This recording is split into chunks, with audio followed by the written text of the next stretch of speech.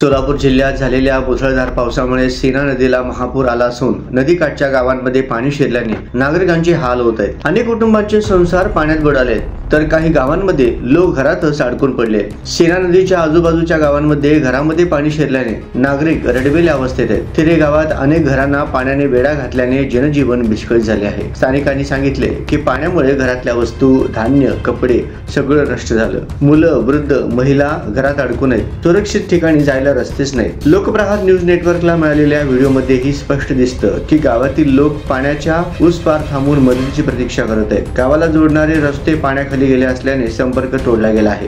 पूरग्रस्तांचा प्रशासनाकडे आक्रोश आहे की अद्याप कोणीही पाहणीसाठी आलेले नाही। स्थानिक नागरिकांचा सवाल आहे की आम्ही संकटात असताना आमदार, खासदार, अधिकारी कुठे आहेत? आमचं जगणं धोक्यात आलं आहे। तात्काळ मदत मिळाली नाही तर मोठं संकट ओढवेल। सध्या सीना नदी परिसरात परिस्थिती गंभीर असून नागरिकांना तातडीच्या मदतीची गरज आहे।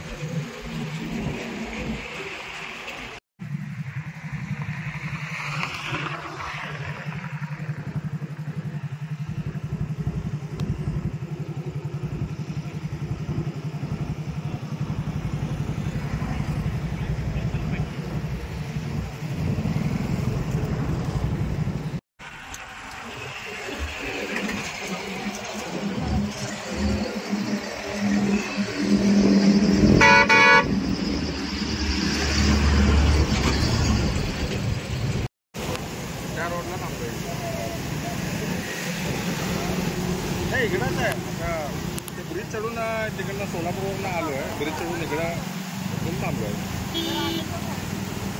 ते IDBI बँकेचं ते हे आहे ना, इथे थांबलो बघा IDBI बँक।